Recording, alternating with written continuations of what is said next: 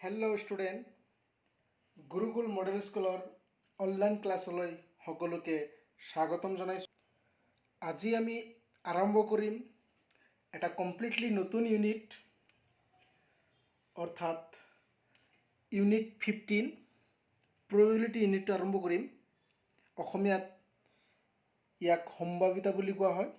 গতিকে এই ইউনিটটো আজি আমি আৰম্ভ কৰিম। এটা ইম্পৰ্টেণ্ট ইউনিট আৰু এটা মজাৰ ইউনিট। সকলোৱে এইটো ইউনিট এবাৰ যদি কোনোবাই বুজি পায় তেতিয়াহ'লে ইয়াতকৈ আৰু মজাৰ বস্তু একোৱেই নাই, কাৰণ এইটো এটা গেমৰ নিচিনা। ইয়াৰ প্ৰত্যেকটো প্ৰশ্নই একোটা গেম হয়। আমি সৰুকালত আমি এনেকুৱা ধৰণৰ গেম খেলিছোঁ, ঠিক আছে। গতিকে আহা আমি আৰম্ভ কৰোঁ আজিৰ এটা নতুন ইউনিট, কমপ্লিটলি নতুন ইউনিট। আমি ইউনিটটো পঢ়াতকৈ বেছি আজি এই ইউনিটটো ইনজয়হে কৰিম, ঠিক আছে।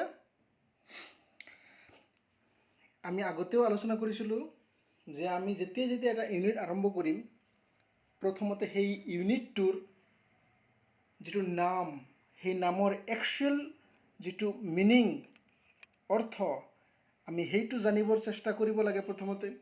আৰু সেইটো যদি জানো, আমি ইউনিটটোৰ বহুখিনি বস্তু আগতে আমি জানি ল'ব পাৰোঁ। ক্লিয়াৰ? গতিকে আমাৰ আজিৰ ইউনিটটোৰ নামটো হৈছে সম্ভাৱিতা। ইংলিছত ইয়াক প্ৰবেবিলিটি বুলি কোৱা হয়। প্ৰবেবিলিটি মানেনো কি হয়? আমি যদি ইংলিছতে ইয়াৰ মিনিং চাওঁ তেতিয়াহ'লে প্ৰবেবিলিটি মানে হৈছে চান্স।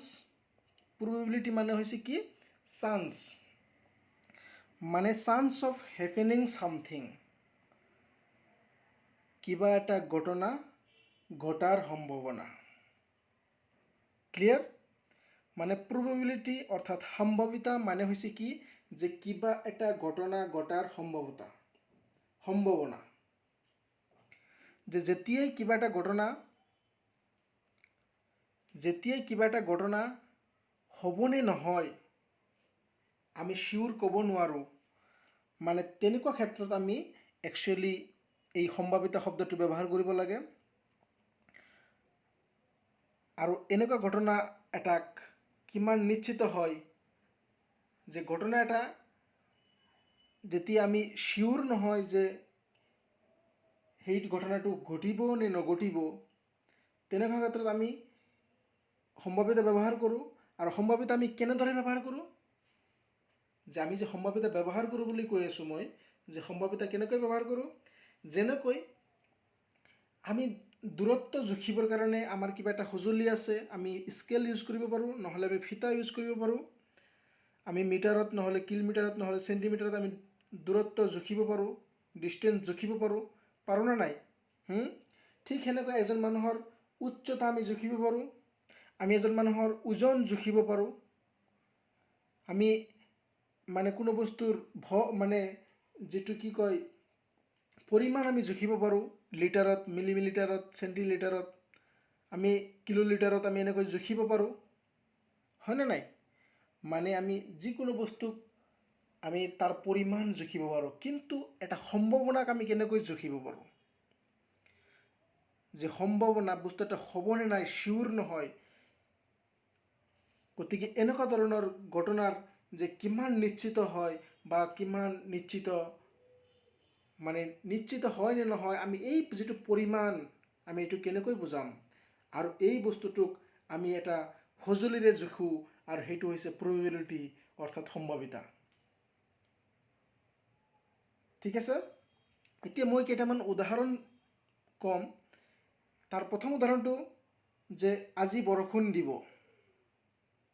আজি বৰষুণ দিব, এই বস্তুটোক মানে বৰষুণ দিয়াৰ সম্ভাৱনা, এইটো এটা সম্ভাৱনাহে, এইটো চিয়ৰ নহয়। এই ক্ষেত্ৰত বৰষুণ হ'বও পাৰে, নহ'বও পাৰে। গতিকে প্ৰত্যেকটো ক্ষেত্ৰতেই সম্ভাৱনা মানে আমি বৰষুণ হোৱাৰ যিটো চান্স বা সম্ভাৱনা, সেইটো ক্ষেত্ৰত আমি সম্ভাৱিতা ইউজ কৰিব পাৰোঁ বা প্ৰবেবিলিটি ইউজ কৰিব পাৰোঁ নে নাই? যেনেকৈ ক্ৰিকেট খেল হয়, তাত বেটিং কৰাৰ আগতে দুটা ছাইডক একেলগ কৰি মানে যিজন আমাৰ এই কোচ থাকে বা ৰেফাৰী থাকে, সেই ৰেফাৰীয়ে কি কৰে, ফুটবল বা ক্ৰিকেট বলত ৰেফাৰীয়ে আমাৰ খেল আৰম্ভ হোৱাৰ আগতে কইন এটা লৈ টৰ্চ কৰে, কাৰণ সেই কইনৰ যিটো ফল ওলাব, মানে যিটো ৰিজাল্ট ওলাব, হয় হেড ওলাব নহ'লে টেইল ওলাব, আৰু সেইটোৰ ওপৰত ভিত্তি কৰি মানে কোনে বেটিং কৰিব আৰু কোনে বলিং কৰিব বা কোনে আগতে বলটো মাৰিব সেইটো ডিচিশ্যন কৰা হয়। গতিকে সেই যিটো মুদ্ৰা এটা, কইন এটা আমি টৰ্চ কৰোঁ, টৰ্চ কৰাৰ পিছত তাৰ যিটো ফল ওলাব সেইটো আমি ক'ব নোৱাৰোঁ কোনটো ওলাব, হেড ওলাব নে টেইল ওলাব, অৰ্থাৎ মুণ্ড ওলাব নে পুচ্ছ ওলাব, আমি সেইটো কি কৰিব নোৱাৰোঁ, ক'ব নোৱাৰোঁ। এনে ক্ষেত্ৰত আমি কি সম্ভাৱনা ইউজ কৰোঁ। ঠিক সেনেকৈ আমি এটা লুডুৰ গুটি মাৰি পঠিয়াইছোঁ, তেতিয়াহ'লে তাত আমাৰ লুডু গুটি এটাত 1ৰ পৰা 6লৈকে যিকোনো এটা নাম্বাৰ থাকে আৰু তাৰ পৰা যিকোনো এটা নাম্বাৰ ওলাই আহিব পাৰে। আমি একজেক্টলি ক'ব নোৱাৰিম কোনটো নাম্বাৰ ওলাব, 1 ওলাব পাৰে, 2 ওলাব পাৰে, 3 ওলাব পাৰে, 6 ওলাব পাৰে, গতিকে যিকোনো এটা নাম্বাৰ ওলাব পাৰে আমি যেতিয়া লুডু গুটি এটা মাৰিম। গতিকে এনেকুৱা ক্ষেত্ৰত আমি কি সম্ভাৱিতা ব্যৱহাৰ কৰিম। ক্লিয়াৰ? গতিকে সম্ভাৱিতা হৈছে কি, যে কিবা এটা ঘটনা ঘটাৰ সম্ভাৱনা, কিবা এটা ঘটনা ঘটাৰ সম্ভাৱনা, য'ত আমি একজেক্টলি নাজানো ঘটনাটো হ'ব নে নহ'ব, তেনেকুৱা ক্ষেত্ৰত আমি সম্ভাৱনা ইউজ কৰোঁ। সেই ঘটনা এটা হোৱাৰ যিটো সম্ভাৱনা, সেই বস্তুটোক আমি এই সম্ভাৱিতা সঁজুলিৰ দ্বাৰা আমি কি কৰোঁ, এটা সঁজুলিৰ নিচিনা, যে এইটোতে আমি জুখিব পাৰোঁ পৰিমাণ, যে কিমান চান্স আছে বস্তু এটা ঘটিব, তাৰ কিমান চান্স আছে, সেই পৰিমাণটোক আমি জোখোঁ সম্ভাৱিতাৰ দ্বাৰা। ক্লিয়াৰ? গতিকে সম্ভাৱিতা হৈছে এটা কি, সম্ভাৱিতাৰ দ্বাৰা আমি কি জোখোঁ, যে বস্তু এটা কিমান নিশ্চিত হ'ব, সেই পৰিমাণটোক আমি জুখিব পাৰোঁ। ক্লিয়াৰ? আমি যদি সম্ভাৱিতাক ভাগ কৰোঁ, আমি তেনেহ'লে সম্ভাৱিতাক মেইনলি দুটা ভাগত ভাগ কৰিব পাৰিম। মানে দুই ধৰণৰ সম্ভাৱিতা আছে, এটা হৈছে পৰীক্ষালব্ধ সম্ভাৱিতা, এটা হৈছে পৰীক্ষালব্ধ সম্ভাৱিতা, অৰ্থাৎ আনুভাৱিক সম্ভাৱিতা, ইংলিছত এইটোক এক্সপেৰিমেণ্টেল প্ৰবেবিলিটি বুলি কোৱা হয়, নাইবা ইম্পেৰিকেল প্ৰবেবিলিটি বুলি কোৱা হয়। আৰু এটা হৈছে তত্ত্বগত সম্ভাৱিতা বা থিয়ৰিটিকেল প্ৰবেবিলিটি। আমি ক্লাছ 9ত আমি এই পৰীক্ষালব্ধ সম্ভাৱিতা বা আনুভাৱিক সম্ভাৱিতাটো আমি অলৰেডি ক্লাছ 9ত শিকিছোঁ, আৰু ক্লাছ 10ত আমি এতিয়া শিকিম আমাৰ এই তত্ত্বগত সম্ভাৱিতা। এতিয়া কথা হ'ল, সম্ভাৱিতা দুই ধৰণৰ, আমি ক্লাছ 9তো পঢ়িছিলোঁ আৰু এতিয়া 10তো পঢ়িম। এটাত পঢ়িছিলোঁ পৰীক্ষালব্ধ সম্ভাৱিতা, আৰু এটা হৈছে তত্ত্বগত সম্ভাৱিতা। পাৰ্থক্যটোনো কি হয়? আমি ইমান ডিটেইলছ জানিবৰ দৰকাৰ নাই, কিন্তু বেছিক যিখিনি বস্তু সেইখিনি জনাৰ দৰকাৰ আছে, যে একচুৱেলি এই দুটা সম্ভাৱিতাৰ পাৰ্থক্যটো ক'ত। পৰীক্ষালব্ধ যিটো সম্ভাৱিতা, এক্সপেৰিমেণ্টেল প্ৰবেবিলিটি যিটো, সেইটো কমপ্লিটলি এটা পৰীক্ষাৰ ওপৰত ভিত্তি কৰি কি কৰা হয়, মানে এক্সপেৰিমেণ্ট এটাৰ ওপৰত ভিত্তি কৰি কৰা হয়। যেনেকৈ মই যদি উদাহৰণ লওঁ, যে এটা কইন 10,000 বাৰ টৰ্চ কৰা হৈছে, এটা মুদ্ৰা, যিটো মুদ্ৰাত হেডো পৰিব পাৰে নহ'লে টেইলো পৰিব পাৰে, এই মুদ্ৰাটো 10,000 বাৰ কিমান বাৰ কৈছোঁ, যে 10,000 বাৰ আমি টৰ্চ কৰিছোঁ। এতিয়া তাতে হেড কিমান বাৰ পৰিছে, ধৰি ল'লোঁ হেড পৰিছে আমাৰ টোটেল এক্সপেৰিমেণ্ট হৈছে আমাৰ 10,000 বাৰ কৰিছোঁ পৰীক্ষাটো, আৰু হেড পৰিছে আমাৰ, যিটো মুণ্ড পৰিছে সেইটো পৰিছে আমাৰ ধৰি ল'লোঁ 4,000 বাৰ। গতিকে এইটো একচুৱেল ফেক্টৰ ওপৰত আমি কৰিছোঁ। একচুৱেল ফেক্ট মানে আমি পৰীক্ষা এটা কৰিছোঁ অলৰেডি, আৰু সেই পৰীক্ষাৰ পৰা আমি কি কৰিছোঁ, সেই পৰীক্ষাৰ ৰিজাল্টটোক আমি এনালাইচিছ কৰিছোঁ, আমি মূল্যায়ন কৰিছোঁ। পৰীক্ষা এটা কৰি সেই পৰীক্ষাৰ ৰিজাল্টৰ ওপৰত ভিত্তি কৰি আমি সম্ভাৱিতা ওলাইছোঁ। এইটো এক্সপেৰিমেণ্টেল প্ৰবেবিলিটি, যে বুজি পাইছে না নাই চোৱাচোন যে এক পৰীক্ষালব্ধ সম্ভাৱিতা কোনটো হয় যে আমি অলৰেডি পৰীক্ষা এটা কৰিছোঁ আৰু সেই পৰীক্ষাৰ যিটো ৰিজাল্ট পাইছোঁ সেই ৰিজাল্টৰ ওপৰত ভিত্তি কৰি আমি সম্ভাৱিতা লৈছোঁ খালি এইখিনি বস্তু মনত ৰাখিলেই হ'ল যে পৰীক্ষালব্ধ সম্ভাৱিতা কাক কয় যে আমি এটা পৰীক্ষা অলৰেডি কৰিছোঁ আৰু সেই পৰীক্ষাৰ যিটো ৰিজাল্ট পাইছোঁ ফলাফল পাইছোঁ সেই ফলাফলৰ ওপৰত ভিত্তি কৰি আমি যিটো সম্ভাৱিতা ওলাইছোঁ সেইটোৱেই হ'ব পৰীক্ষালব্ধ সম্ভাৱিতা ক্লিয়াৰ আৰু তত্ত্বগত সম্ভাৱিতা আমি আজি ক্লাছ 10ত পঢ়িম আলোচনা কৰিম আৰু এইটো হৈছে কি এইটো কমপ্লিটলি থিয়ৰিটিকেল তত্ত্বগত আমাৰ প্ৰেক্টিকেলৰ ওপৰত ভিত্তি কৰি নহয় ঠিক আছে গতিকে এইটো কমপ্লিটলি তত্ত্বগত হয় মানে আমাৰ কোনো প্ৰেক্টিকেল বস্তুৰ ওপৰত ভিত্তি কৰি নহয় গতিকে এইটো কাল্পনিক বুলিও আমি ক'ব পাৰোঁ ইমাজিনাৰী বুলি ক'ব পাৰোঁ কাল্পনিক বুলি ক'ব পাৰোঁ কমপ্লিটলি কি হয় মানে আগৰটো আছিল কমপ্লিট এটা অলৰেডি মানে কিবা এটা পৰীক্ষা এটা কৰাৰ যিটো ফলাফল আমি পাইছিলোঁ সেই ফলাফলৰ ভিত্তি কৰি কৰা হৈছিল কিন্তু এইটোত সেই ফলাফলৰ ওপৰত নহয় এইটোত কি আমি আমাৰ প্ৰশ্নটো এনেকুৱা হ'ব পাৰে যে যেনেকৈ এটা মোনাত 3টা বল আছে তাৰ পৰা আমি এটা বল উঠালোঁ 3টা বল আমাৰ 3টা বেলেগ বেলেগ ৰঙৰ হয় আমি যিকোনো এটা বল উঠালোঁ গতিকে সেই যে মানে এটা বলৰ আমাৰ সম্ভাৱিতা ওলাব লাগে এইটো জাষ্ট এটা থিয়ৰিটিকেল হয় এইটো প্ৰেক্টিকেল এনেকুৱা নহয় যে আমি এইটো প্ৰেক্টিকেল কৰি আছোঁ কিমানবাৰ কৰিছোঁ আৰু কিমানবাৰ কোনটো কালাৰৰ কোনটো বল ওলাইছে সেনেকুৱা ধৰণৰ নহয় এইটো জাষ্ট আমি কোনোবা এটা বস্তুক মূল্যায়ন কৰাৰ কাৰণে আমি কোনোবা এটা বস্তুক কি মানে জাষ্ট মূল্যায়ন কৰাৰ কাৰণে আমাৰ এই তত্ত্বগত সম্ভাৱিতাটো ইউজ কৰা হয় ক্লিয়াৰ এতিয়া কথা হ'ল যে আমি ক্লাছ 10ত তথ্যগত সম্ভাৱিতাটো আমি অধ্যয়ন কৰিম আৰু এই তথ্যগত সম্ভাৱিতাটোকেই আমি ইন শ্বৰ্ট জাষ্ট সম্ভাৱিতা বুলি আমি ক'ম একেবাৰে মানে সহজ ভাষাত আমি এইটোক সম্ভাৱিতা বুলি ক'ম তথ্যগত সম্ভাৱিতা বুলি নক'ম গতিকে ইয়াৰ পিছত আমি যদি সম্ভাৱিতা শব্দটো ইউজ কৰোঁ আজিৰ ক্লাছত মানে আমাৰ ক্লাছ 10ৰ যিটো সম্ভাৱিতা ইউনিটটোত তাতে সেইটো তথ্যগত সম্ভাৱিতাই বুজাব কিন্তু আমি জাষ্ট সম্ভাৱিতা শব্দৰ দ্বাৰাই এইখিনি বুজাম ক্লিয়াৰ এতিয়া সম্ভাৱিতাক যদি আমি ভালকৈ বুজিব পাব লাগে সম্ভাৱিতাক যদি আমি সম্ভাৱিতা বস্তুটো কি হয় একজেক্টলি যদি আমি ক্লিয়াৰ কাট বুজি পাব লাগে তেতিয়াহ'লে আমি কেইটামান ফেক্ট কেইটামান মানে শব্দ আমি বুজি পাব লাগিব যিখিনি আমি পাম আমি এইটো আমাৰ এইটো ইউনিটতে পাম আমি যদি এইখিনি তথ্য এইখিনি শব্দৰ যদি আমি মানে নাজানো মানে বুজি নাপাওঁ তেতিয়াহ'লে আমি কিন্তু সম্ভাৱিতা ইউনিটটো ক্লিয়াৰ বুজি নাপাম বহু ছাত্ৰ ছাত্ৰী আছে যিসকলে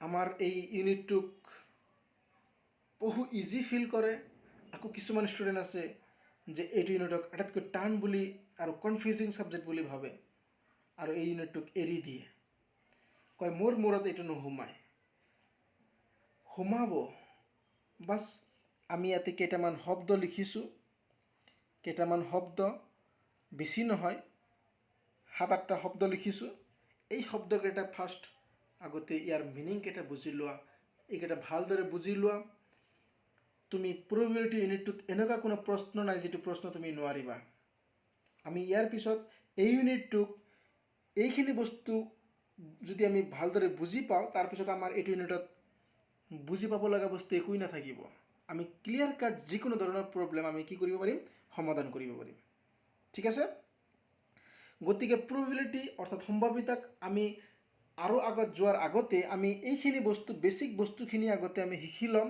আৰু এই বেসিক বস্তু আমাৰ সদায় লগত ৰাখিব লাগিব আমাৰ মনৰ ভিতৰত মানে আয়ত্ত কৰি ABCD নিচিনা আয়ত্ত কৰি ৰাখিব লাগিব, তেতিয়া আমি ক্লিয়াৰ কাট যিকোনো প্ৰব্লেম আমাৰ সমাধান কৰাৰ কাৰণে আমাৰ ইজি হৈ যাব। ঠিক আছে? আৰু এটা কথা, আমাৰ এই ইউনিটটো একেবাৰে শ্বৰ্ট ইউনিট হয়, একেবাৰে সৰু ইউনিট হয়। ভালদৰে যদি মনোযোগ দি কিনে 2-3 ঘণ্টা পঢ়া হয়, তেতিয়াহ'লে এই ইউনিটটো কমপ্লিট হৈ যায়। যিকোনো এজন নুবুজা ষ্টুডেণ্টে আমাৰ এই ইউনিটটো ইজিলি বুজি পাব। আৰু আমি এই ইউনিটটো এনেদৰে ডিজাইন কৰিছোঁ যে যিকোনো ধৰণৰ ষ্টুডেণ্টে এই ইউনিটটোক বুজি পাব। আৰু ইউনিটটো কমপ্লিট হোৱাৰ পিছত এটা কথা মই বাৰ কৈ আছোঁ যে ইউনিটটো কমপ্লিট কৰাৰ পিছত মানে ক্লাছটো আমাৰ আজি যিটো ক্লাছ কৰি আছোঁ সেই ক্লাছটো কমপ্লিট কৰাৰ পিছত কিন্তু নোট তোমালোকে মানে ৰেডি কৰিব লাগিব। আৰু নোট যদি ৰেডি নকৰা তেতিয়াহ'লে তোমালোকে কিন্তু কোনো ভাল ফল নোপোৱা। কেৱল ভিডিঅ' চাই শেষ কৰি বাছ বহি থাকিলা একো নহ'ব। শিকি বুজি ল'লা, পিছত আকৌ পাহৰি যাবা। নোট ৰেডি কৰা, যিখিনি বস্তু আমি ইয়াতে দেখাই আছোঁ, যিখিনি বস্তু আমি লিখিছোঁ, যিখিনি বস্তু আমি মানে কৈ আছোঁ, গোটেইখিনি বস্তু তোমালোকে নোট কৰি যোৱা। ঠিক আছে? গতিকে নোট কৰিলে তোমালোকে এক্সামৰ সময়ত সেইখিনি বস্তু প্ৰিপেয়াৰ কৰা, আৰু বাকী একো প্ৰিপেয়াৰ কৰিব নালাগে। সেইখিনি বস্তু প্ৰিপেয়াৰ কৰা যিখিনি আমি আমাৰ এই অনলাইন ক্লাছত শিকাই আছোঁ, বাছ সেইখিনি বস্তু প্ৰিপেয়াৰ কৰা। কোনো নোটছ এক্সট্ৰা নোটৰ দৰকাৰ নহ'ব। বজাৰৰ পৰা কিনি অনা সেই সস্তীয়া নোটবোৰৰ দৰকাৰ নহ'ব, বা তোমাৰ এক্সট্ৰা ক্লাছৰ দৰকাৰ নহ'ব, এক্সট্ৰা টিউশ্যনৰ দৰকাৰ নহ'ব। গতিকে কোনো বস্তু দৰকাৰ নহ'ব। তুমি আমাৰ ভিডিঅ' এবাৰ বুজি নোপোৱা, দুবাৰ চোৱা, তথাপি বুজি নাপালা, তুমি আমাৰ যিটো লিংকত দিয়া হোৱাটছআপ নম্বৰত তোমালোকে তোমাৰ প্ৰশ্নটো হোৱাটছআপত পঠাই দিয়া। আমি 24 ঘণ্টাৰ ভিতৰতে তোমাৰ এনচাৰ পঠাই দিম। তোমাক বস্তুখিনি ভিডিঅ' আকাৰত বস্তুখিনি বুজাই দিম। ক্লিয়াৰ? গতিকে চিন্তা কৰিব নালাগে, আমি সদায় তোমালোকৰ লগত আছোঁ। আমি গুৰুকুল মডেল স্কুলৰ ফালৰ পৰা সদায় তোমালোকক সহায় কৰাৰ কাৰণেই আমি আছোঁ। গতিকে তোমালোকে টেনশ্যন ল'বা, বাছ তোমালোকৰ মনোযোগটো সদায় দি থাকিবা। গতিকে আমি আগতে এই যিখিনি কনচেপ্ট, বেছিক কনচেপ্টখিনি এইখিনি আগতে শিকি লওঁ। তাৰপিছত আমি বুজি পাম যে আমাৰ এইটো ইউনিটটো ইমান কিয় সহজ। তেতিয়া আমাৰ টেনশ্যন আহি যাব যে এইটো ইউনিট কিয় ইমান সহজ, আগতে কিয় জনা নাছিলোঁ যে এইটো ইউনিট ইমান সহজ বুলি। ক্লিয়াৰ? এইটো ইউনিটত তোমাৰ ইমান নহয়, এইটো ইউনিট ভালকৈ যদি কোনোবা মনোযোগ দিয়ে তেতিয়াহ'লে ক্লাছ 6ৰ ষ্টুডেণ্টেও বুজি পাব। ক্লাছ 6-7ৰ ষ্টুডেণ্টেও আৰামত বুজি পাব এইটো ইউনিট। ক্লিয়াৰ? মই নাজানো কিয় এইটো 10ম শ্ৰেণীত দিছে। এইটো একচুৱেলি 10ম শ্ৰেণীৰ ইউনিটেই নহয়, তথাপি বহু ষ্টুডেণ্ট আছে যিসকলে এইটো ইউনিট আটাইতকৈ বেছি টান পায়। ঠিক আছে? গতিকে আমি আগতে আজিৰ এই টপিকটো এই কনচেপ্টকেইটা আলোচনা কৰোঁ।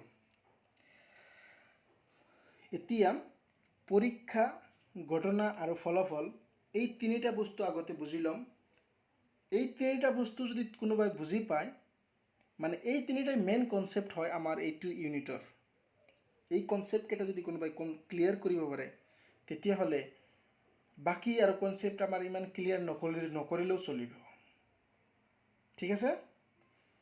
গতিকে প্ৰথমতে পৰীক্ষা কি হয়? আমাৰ এইটো ইউনিটত, সম্ভাৱিত ইউনিটত পৰীক্ষা কাক কয়? আমি পৰীক্ষা অলৰেডি দিছোঁ। পৰীক্ষা এক্সাম বুলি জানো। আমি সেনেকুৱা এক্সাম অলৰেডি দিছোঁ। আমি কেমেষ্ট্ৰি লেবৰেটৰীত অলৰেডি পৰীক্ষা কৰিছোঁ। আমি পাৰমাণৱিক বম এটাৰ পৰীক্ষা অলৰেডি কৰিছোঁ। সেইবিলাক পৰীক্ষাৰ কথা ইয়াতে আমি কোৱা নাই। এই সম্ভাৱিতা ইউনিটটোত পৰীক্ষা অৰ্থাৎ এক্সপেৰিমেণ্ট কাক কয়? যিকোনো এটা কাৰ্যক আমি এক্সপেৰিমেণ্ট বুলি ক'ম। যিকোনো এটা কাৰ্যক আমি কি বুলি ক'ম? এক্সপেৰিমেণ্ট বুলি ক'ম। এক্সপেৰিমেণ্ট কাক ক'ম? কাৰ্য। যে যিকোনো এটা কাৰ্য, সেইটোক আমি কি বুলি ক'ম? এক্সপেৰিমেণ্ট বুলি ক'ম। উদাহৰণস্বৰূপে এটা মুদ্ৰা টৰ্চ কৰা হৈছে। চিত্ৰত দেখা তোমালোকে এজন মানুহে এটা মুদ্ৰা হাতত লৈছে, লৈ কেনে কি কৰিছে? টৰ্চ কৰিছে। ক্লিয়াৰ? দেখা পাইছা বস্তুখিনি? এইবোৰ বস্তু এনেকুৱা ধৰণে কিতাপত নাপাবা। ঠিক আছে? গতিকে বুজি লোৱা ফাৰ্ষ্ট যে পৰীক্ষা কাক কয়। এই মানুহজনে কি কৰি আছে? এজন মানুহে এটা মুদ্ৰা হাতত লৈ টৰ্চ কৰিছে। এই টৰ্চ কৰা কাৰ্যটোই হ'ব কি? আমি যদি লিখোঁ যে এটা মুদ্ৰা টৰ্চ কৰা হ'ল, এইখিনি এটা পৰীক্ষা। যিকোনো এটা কাৰ্যক আমি কি বুলি কৈছোঁ? পৰীক্ষা বুলি কৈছোঁ। ক্লিয়াৰ? গতিকে আমাৰ এইখিনি যিখিনি এই পিকচাৰত যিখিনি দেখা পাইছা, এইখিনি কাৰ্য আমাৰ কি হয়? পৰীক্ষা। আমি পৰীক্ষা বুজি পালোঁ যে গতিকে এটা মুদ্ৰা টচ কৰা হ'ল, এই কাৰ্যটোৱে হৈছে এটা পৰীক্ষা। এইটোকে আমি পৰীক্ষা বুলি কৈছোঁ। গতিকে ইয়াতে পৰীক্ষা লিখিছোঁ, এটা মুদ্ৰা টচ কৰা, এইটোৱে আমাৰ কি হয়? পৰীক্ষা। এতিয়া ছেকেণ্ড হৈছে ঘটনা। ঘটনা কাক কয়? যে এটা পৰীক্ষা যেতিয়া কৰিব তেতিয়া ঘটনা যিকোনো হ'ব পাৰে। যে ঘটনা আমাৰ কি হ'ব পাৰে? যে আমি এটা ঘটনাৰ পৰা আমি এটা মুণ্ড পাব পাৰোঁ। মুণ্ড মানে এইটোক মুণ্ড বুলি কয়। চোৱা, অশোক চক্ৰত য'ত মানে যিটো ফাল সেইটোক মুণ্ড বুলি কোৱা হয়। ইংলিছত এইটোক হেড বুলি কয়। হেডৰ অসমীয়া মুণ্ড, মাথা তাৰমানে, মূৰ। আৰু এইটো পুচ্ছ, টেইল। টেইল মানে নেজ। নেজ। টেইল মানে কি? নেজ। য'ত এনেকৈ এইটো বেক চাইডটো, মুণ্ডৰ বেক চাইডটো পুচ্ছ, অসমীয়াত কয় টেইল। Head, tail. ক্লিয়াৰ? গতিকে যেতিয়া আমি এটা এক্সপেৰিমেণ্ট কৰিম, এটা পৰীক্ষা কৰিম, আৰু সেই পৰীক্ষাৰ ফলাফল মানে কি হ'ব পাৰে? আমাৰ সেইটোৰ যিটো ফলাফল যিকোনো হ'ব পাৰে। আমি যদি এটা কইন টৰ্চ কৰিছোঁ, মানে এটা মুদ্ৰা টৰ্চ কৰিছোঁ, তেতিয়া তাৰ ফলাফল কি কি হ'ব পাৰে? গতিকে ইয়াতে ফলাফল, আউটকাম, ইংলিছত ক'লে আউটকাম বুলি ক'ম। গতিকে ফলাফল হ'ব কি? মুণ্ড নহ'লে পুচ্ছ। ফলাফল কি হ'ব? মুণ্ড নহ'লে পুচ্ছ। গতিকে এইবোৰ হৈছে কি? ফলাফল। এবাৰ চিত্ৰৰ পৰা ভালদৰে চোৱাচোন, যে আমি ইয়াতকৈ আৰু বেলেগ ধৰণৰ ফলাফল পাব পাৰোঁ নেকি? মুণ্ড পাইছোঁ আৰু পুচ্ছ। আমাৰ এই দুটাৰ বাহিৰে আৰু বেলেগ ফলাফল ওলাব পাৰে নেকি? যেতিয়া আমি এটা মুদ্ৰা টচ কৰিম, টচ কৰাৰ পিছত, টচ কৰা হৈ গ'ল, তেতিয়া তাত কি কি ওলাব পাৰে? সেই টচ কৰাৰ পিছত, মুদ্ৰাটো টচ কৰাৰ পিছত কি কি ওলাব পাৰে? সেইকেইটাক আমি কি ক'ম? ফলাফল বুলি ক'ম। যে ফলাফল কি হয়? আমাৰ ইয়াতে লিখিছোঁ ফলাফল, এইটো চাই লোৱা, যে ফলাফল হয় মুণ্ড আৰু পুচ্ছ, এই দুটা ফলাফল হ'ব। ফলাফল আমি আৰু উদাহৰণ চাম। এইটোত বুজি লোৱা যে এক্সপেৰিমেণ্ট কৰাৰ পিছত যিকেইটা সম্ভাৱনা, মানে যিকেইটা ঘটনা ঘটিব পাৰে, গোটেইকেইটা ঘটনাক আমি ফলাফল বুলি ক'ম। যে এক্সপেৰিমেণ্ট, এটা পৰীক্ষা এটা কৰাৰ পিছত যিকেইটা ঘটনা ঘটিব পাৰে, তাৰ প্ৰত্যেকটোকে একোটা কি কৰিব পাৰিম? কি ক'ম? একোটা ফলাফল বুলি ক'ম। আৰু ফলাফলটো সদায় এটা শব্দ, যেনে মুণ্ড, পুচ্ছ, এনেকুৱা। এতিয়া এই একোটা ফলাফলকে আমি একোটা ঘটনা ক'ম। কেতিয়া ঘটনা ক'ম? যেনেকৈ এটা মুণ্ড পোৱা ঘটনা, সেনেকৈ এটা পুচ্ছ পোৱাৰ ঘটনা, সেনেকৈ দুটা মুণ্ড পোৱাৰ ঘটনা, সেনেকৈ এটা মুণ্ড আৰু এটা পুচ্ছ পোৱাৰ ঘটনা। এইবোৰ একোটা কি হ'ব? একোটা ঘটনা বুলি ক'ম। এতিয়া চোৱা, এই ক্ষেত্ৰত মই যদি কওঁ এটা মুদ্ৰা টচ কৰিছোঁ, ইয়াতে আমাৰ ফলাফল মেক্সিমাম দুটাইহে হ'ব পাৰে। কিন্তু ঘটনা যদি কওঁ, ঘটনা কিমানটা হ'ব পাৰে? এইটো ক্ষেত্ৰত ঘটনা কিমানটা হ'ব পাৰে? এটা মুণ্ড পাব পাৰোঁ আমি, এক নম্বৰ গ'ল। এইটোত ঘটনা এক নম্বৰ। যদি ঘটনা চাওঁ আমি, যে ঘটনা কিমানটা হ'ব পাৰে? ঘটনা এক নম্বৰ, এটা মুণ্ড পোৱা ঘটনা। দুই নম্বৰ, এটা পুচ্ছ পোৱা ঘটনা। আৰু কি কি হ'ব পাৰে চোৱাচোন।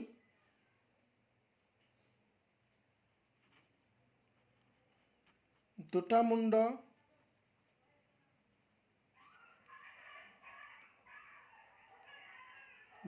পোৱা ঘটনা। কিন্তু ফলাফল দুটা মুণ্ড পোৱা ঘটনা, এইটো একচুৱেলি ইয়াতে নঘটে। কাৰণ আমি যেতিয়া এটা মুদ্ৰা ল'ম, তাতে দুটা মুণ্ড আমি কেনেকৈ পাম? এইটো অসম্ভৱ। মানে এইটো ঘটনা নঘটেই কেতিয়াও। কিন্তু এই ঘটনাটো ঘটিব পাৰে। এইটোৰ ফলাফল হ'ব, এইটোৰ কিবা এটা ফলাফল হ'ব পাৰে, হয়নে নাই? এইটোৰ ফলাফল কি হ'ব পাৰে? মুণ্ড। কেৱল গতিকে ফলাফল আৰু ঘটনা এইখিনিত কনফিউজন নহ'বা যে ফলাফল কি আৰু ঘটনা কি, দেখাত একেই লাগিব, কিন্তু ঘটনাটো হৈছে যে এটা মুণ্ড পোৱা ঘটনা, সেইটো যদি ফলাফল চাওঁ তেনেহ'লে মুণ্ড হ'ব। মুণ্ড শব্দটো যে মুণ্ড যে আমি এটা মুণ্ড যে দেখা পাওঁ, সেই মুণ্ডটোই হ'ব কি ফলাফল। গতিকে এটা মুদ্ৰা যেতিয়া আমি টৰ্চ কৰিম, সেই টৰ্চ কৰাৰ সময়তে আমি টোটেল ফলাফল কিমান পাব পাৰোঁ, যে এটা মুদ্ৰা যেতিয়া আমি টৰ্চ কৰিম, এটা মুদ্ৰা যেতিয়া আমি টৰ্চ কৰিম, তেতিয়া তাত মুঠ কিমানটা ফলাফল হ'ব পাৰে এবাৰ ভাবি চোৱা ভালকৈ। আমি মুদ্ৰা এটা টৰ্চ কৰিলোঁ, আমাৰ কি হ'ব পাৰে, হয় মুণ্ড হ'ব নহ'লে পুচ্ছ হ'ব। আমাৰ এই দুটাৰ বাহিৰে আৰু একো ফলাফল ওলাব নোৱাৰে, না বেলেগ কিবা ওলাব পাৰে। গতিকে মুঠ ফলাফলৰ সংখ্যা আমাৰ কিমান হ'ব, এইটো ক্ষেত্ৰত 2 হ'ব। চোৱা ফলাফল আৰু মুঠ ফলাফল আমি বুজি পালোঁ। এতিয়া ঘটনাটো বুজি পাইছেনে নাই চোৱা। ঘটনাক আমি এটা দুটা ধৰণৰ ঘটনা আমি পাব পাৰোঁ। এটা হৈছে যিটো হ'ব পাৰে আৰু যিটো নহ'ব পাৰে ঘটনা, হয়নে নাই? চোৱাচোন, এটা সম্ভৱ ঘটনা, এটা অসম্ভৱ ঘটনা। এটা মুণ্ড পোৱাৰ ঘটনা, সেইটো সম্ভৱ ঘটনা, মানে এইটো হ'ব পাৰে, কিবা এটা চান্স আছে হোৱাৰ। এটা পুচ্ছ পোৱাৰ ঘটনা, এইটোও হ'ব পাৰে, কিন্তু এইটো ক্ষেত্ৰত আমাৰ দুটা মুণ্ড পোৱা ঘটনা, এইটো অসম্ভৱ ঘটনা হ'ব। কাৰণ এটা মুদ্ৰা যদি আমি টৰ্চ কৰিম, তাত দুটা মুণ্ড আমি কেনেকৈ পাম? এটা মুদ্ৰা আমি এবাৰ টৰ্চ কৰিলোঁ, সেইটোৰ পৰা আমি দুটা মুণ্ড কেনেকৈ পাব পাৰোঁ? আমি কেতিয়াও পাব নোৱাৰোঁ। যে এটা মুদ্ৰা এবাৰ টৰ্চ কৰা হৈছে, তাৰ পৰা আমি দুটা মুণ্ড কেতিয়াও পাব নোৱাৰোঁ। কিন্তু সেইটোক আমি এটা ঘটনা বুলি কৈছোঁ, কিন্তু এইটোৰ কোনো ফলাফল নাথাকিব। ক্লিয়াৰ? গতিকে ঘটনা এনেকুৱা ধৰণৰ আৰু ফলাফল এনেকুৱা ধৰণৰ। ক্লিয়াৰ? গতিকে এইটো ক্ষেত্ৰত আমি যদি কওঁ এটা মুণ্ড পোৱা ঘটনা, এই মুণ্ড পোৱা ঘটনাক আমি এটা নাম দিব পাৰোঁ। ধৰি ল'লোঁ এইটোক নাম দিলোঁ ই, এইটোক ধৰা হ'ল। যে এটা মুণ্ড পোৱা ঘটনাক এইটোক যদি আমি নাম দিওঁ ই, তেতিয়াহ'লে এই ইৰ মানে মুণ্ড পোৱা ঘটনাৰ সপক্ষে ফলাফল আমাৰ কি হ'ব পাৰে? সপক্ষে ফলাফল হ'ব পাৰে মুণ্ড। কেইটা আছে এতিয়া চোৱাচোন। আমাৰ মুঠ ফলাফলৰ পৰা চাব লাগিব যে আমাৰ মুণ্ড পোৱা ঘটনাৰ সপক্ষে ঘটা ফলাফল কেইটা। সপক্ষে মানে চেম সেনেকুৱা ধৰণৰ ফলাফল। মুণ্ড পোৱা ঘটনা আমাৰ কোনটো হ'ব? এইটোতো মুণ্ড নহয়, গতিকে মুণ্ড পোৱা ঘটনা আমাৰ ইয়াতে এটাই হ'ব 1। গতিকে ঘটনা ইৰ ফলাফলৰ সংখ্যা মানে মুণ্ড পোৱা ঘটনাৰ ফলাফলৰ সংখ্যা আমাৰ কেইটা আছে? মুণ্ড পোৱা ঘটনা হৈছে কি? মুণ্ড পোৱা ঘটনাৰ ফলাফল মাত্ৰ এইটোই হ'ব পাৰে, এইটো মুণ্ড পোৱা ঘটনা।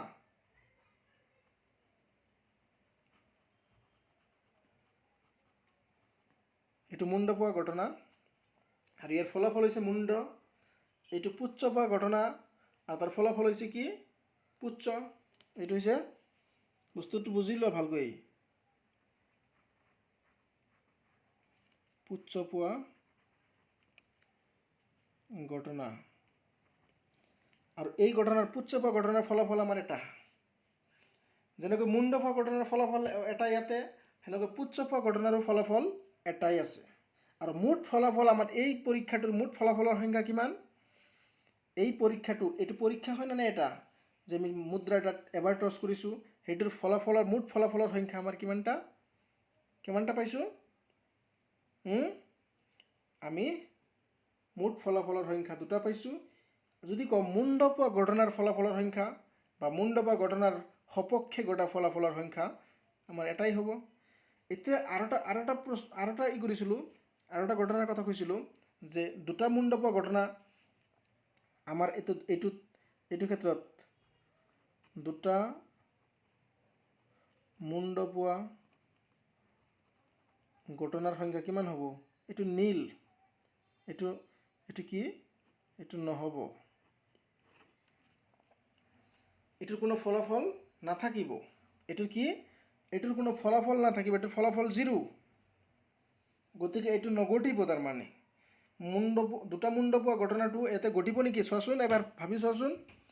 ঘটনা যেনেকৈ এক্সিডেণ্ট, ঘটনা শব্দৰ এনে বেলেগ বেলেগ যদি আমি চাওঁ, এক্সিডেণ্ট ইংলিছত ইয়াতে আমাৰ এই প্ৰবেবিলিটি ইউনিটটোত আমি ইভেণ্ট বুলি কৈছোঁ, যে ঘটনা এটাক আমি ইংলিছত ইয়াতে ইভেণ্ট বুলি কৈছোঁ। গতিকে মুদ্ৰা এটা টৰ্চ কৰাৰ পিছত তাতে এটা মুদ্ৰা এবাৰ টৰ্চ কৰাৰ পিছত তাতে দুটা মুণ্ড পোৱা ঘটনাৰ ফলাফল আমাৰ কেইটা ওলাব পাৰে? মাত্ৰ 0টা, তাৰমানে এটাও নহয়। ক্লিয়াৰ? ঠিক আছে? কিবা ডাউট আছে নেকি চোৱা এতিয়াও, যে ঘটনা আৰু ফলাফল পৰীক্ষাটো বুজি পাইছা, যে যিকোনো কাৰ্যক আমি পৰীক্ষা বুলি কৈছোঁ, কিন্তু ঘটনা আৰু ফলাফলত তাতে ডাউট থাকে মানুহৰ, আৰু এই ডাউটখিনি যদি ক্লিয়াৰ কৰিব পাৰা, এইটো ইউনিটত আৰু একো ডাউট নাই, আৰু একো ডাউট নাথাকিব, এইখিনি বস্তুতে ডাউট।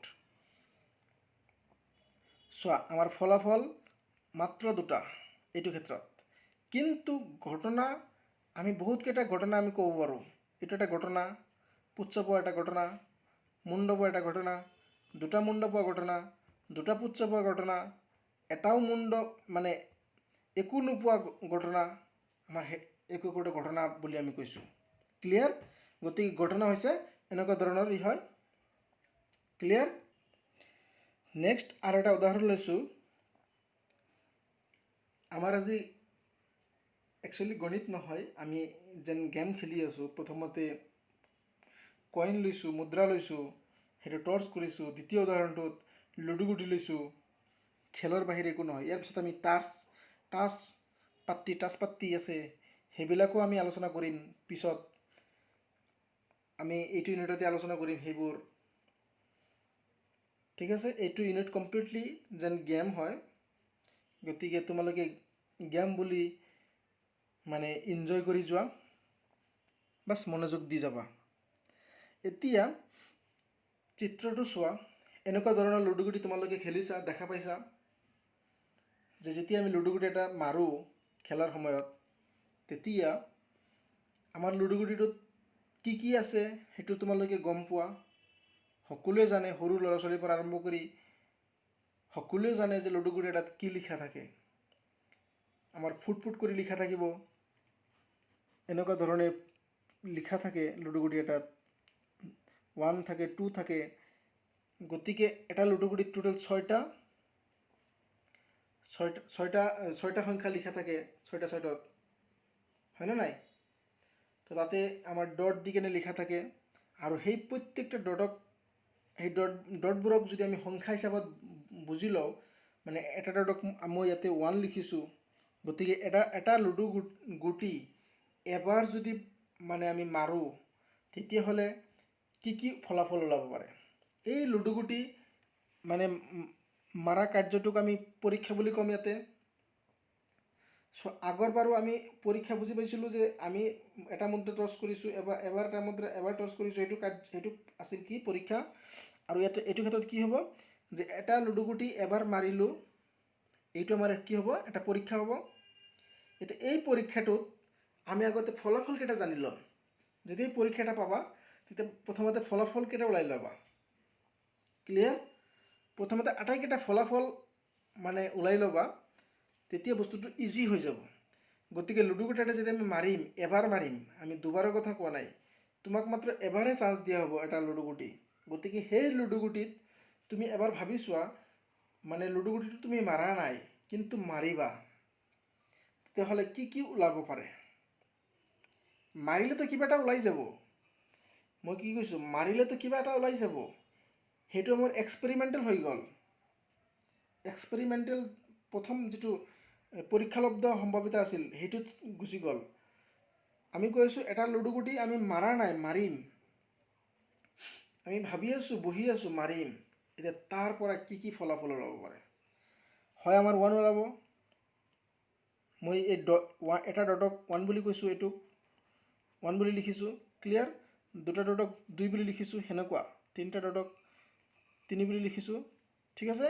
গতিকে ইয়াতে মই ফলাফলকেইটা লিখি আছোঁ, যে এইটো এটা লুডুগুটি, আৰু এইটোক মাৰিছোঁ, এটা পৰীক্ষা হয়। এইটো যে লুডুগুটিক মাৰাটো এটা পৰীক্ষা হয়। এই পৰীক্ষাটোৰ ফলাফল কি হ'ব পাৰে? 1 নম্বৰ ফলাফল হ'ব পাৰে 1, 2 নম্বৰ ফলাফল হ'ব পাৰে 2, 3 নম্বৰ ফলাফল হ'ব পাৰে 4, 3, 4, 5, 6। গতিকে এনেকুৱা 6টা ফলাফল ল'ব পাৰে। আমাৰ মুঠ ফলাফল কিমানটা ল'ব পাৰে? টোটেল 6টা ফলাফল ল'ব পাৰে। হয় 1 ওলাব, নহ'লে 2 ওলাব, নহ'লে 3 ওলাব, সেনেকৈ আমাৰ 6 ওলাব পাৰে, 5 ওলাব পাৰে, 4 ওলাব পাৰে, হয়নে নাই? আমি মাৰা নাই, আমি মাৰিম বুলি ভাবি বহি আছোঁ। লুডু গুটিটো মাৰিম, কি কি ওলাব পাৰে ভাবা এবাৰ, যে তাতে কি কি চান্স আছে। তাতে 8 নোলায়, কেতিয়া কোনোদিন 8 নোলায়, সেইটো অসম্ভৱ। শূন্যও কেতিয়াও নোলায়। এই 6টাৰ পৰা যিকোনো এটা ওলাব। গতিকে ফলাফল, প্ৰথমতে ফলাফল ওলাই ল'বা যে লুডু গুটি এটা মাৰিলে কি কি ওলোৱাৰ চান্স আছে, সেইটোৱেই হৈছে আমাৰ ফলাফল। গতিকে ইয়াতে ফলাফল, ইয়াতে চোৱাচোন ফলাফল লিখিছোঁ মই 1ৰ পৰা 6লৈকে লিখিছোঁ। 1 ওলাব পাৰে, 2 ওলাব পাৰে। আৰু মুঠ ফলাফল বুলি ক'লে আমি গোটেইকেইটা কাউণ্ট কৰিম, 1, 2, 3, 4, 5, 6টা। গতিকে মুঠ ফলাফলৰ সংখ্যা আমাৰ ইয়াতে কিমানটা? 6টা। ক্লিয়াৰ? এতিয়া ঘটনা, আমিতো ফলাফল পালোঁ টোটেল 6টা ফলাফল। এতিয়া এইটো ক্ষেত্ৰত আমাৰ ঘটনা কেইটা হ'ব পাৰে? কি কি ঘটনা হ'ব পাৰে এবাৰ ভাবি চোৱা। আমি যদি কওঁ এটা 1 পোৱাৰ ঘটনা, আমি এটা কি ক'ব পাৰোঁ? এটা 1 পোৱাৰ ঘটনা, এটা 1 পোৱাৰ ঘটনা, এটা 2 পোৱাৰ ঘটনা, সেনেকৈ 3 পোৱাৰ ঘটনা, 4 পোৱাৰ ঘটনা, 5 পোৱাৰ ঘটনা, 6 পোৱাৰ ঘটনা, এইবোৰ একোটা কি হয়? ঘটনা। ঠিক সেনেকৈ আৰু এটা ঘটনা হ'ব পাৰে। এতিয়া চোৱাচোন কেইটা ঘটনা হ'ল, যদি এটা এটা কৰি কওঁ, এটা 1 পোৱাৰ ঘটনা, এটা 2 পোৱাৰ ঘটনা, এটা 3 পোৱাৰ ঘটনা, এটা 4 পোৱাৰ ঘটনা, এটা 5 পোৱাৰ ঘটনা, এটা 6 পোৱাৰ ঘটনা, টোটেল আমাৰ 6টা ঘটনা হ'ল। এতিয়া আৰু ঘটনা আছে নেকি ইয়াতে চোৱাচোন ভাবি কেনে। আমি যদি কওঁ এটা যুগ্ম সংখ্যা পোৱাৰ ঘটনা, কি কৈছোঁ? এটা যুগ্ম সংখ্যা পোৱাৰ ঘটনা। ইয়াতে সেনেকুৱা আছে নে নাই চোৱাচোন। আমি এইটো এটা ঘটনা হ'ব পাৰে নে নাই চোৱাচোন, যে এটা যুগ্ম সংখ্যা পোৱাৰ ঘটনা আমাৰ এটা আছে নে নাই? এটা যুগ্ম সংখ্যা কোনটো কোনটো? 2টো যুগ্ম সংখ্যা, 4টো যুগ্ম সংখ্যা, 6টো যুগ্ম সংখ্যা, হয়নে নাই? গতিকে আমাৰ যদি কয় এটা যুগ্ম সংখ্যা পোৱাৰ ঘটনা, আৰু এইটোৰ ফলাফল কেইটা হ'ব পাৰে? এটা যুগ্ম সংখ্যা পোৱা ঘটনাৰ ফলাফলৰ সংখ্যা, ফলাফলৰ সংখ্যা ইয়াতে কিমান চোৱাচোন এবাৰ কোৱাচোন। কোনোবাই ক'ব পাৰিবানে যে এটা যুগ্ম সংখ্যা পোৱা ঘটনাৰ ফলাফলৰ সংখ্যা? আমি যুগ্ম সংখ্যা ইয়াতে কেইটা কি কি পাব পাৰোঁ? এটা 2 পাব পাৰোঁ, এটা 2 পাব পাৰোঁ, এটা 4 পাব পাৰোঁ, এটা 6 পাব পাৰোঁ। গতিকে আমাৰ এটা যুগ্ম সংখ্যা পোৱা ঘটনাৰ ফলাফলৰ সংখ্যা টোটেল কিমানটা আছে চোৱাচোন? টোটেল 3টা আছে। কিন্তু যদি কয় এটা 1 পোৱাৰ ঘটনা ফলাফলৰ সংখ্যা, বা এটা 2 পোৱাৰ ঘটনাৰ ফলাফলৰ সংখ্যা, সেইবোৰ কিন্তু এটা এটা মাত্ৰ। ক্লিয়াৰ? যে এটা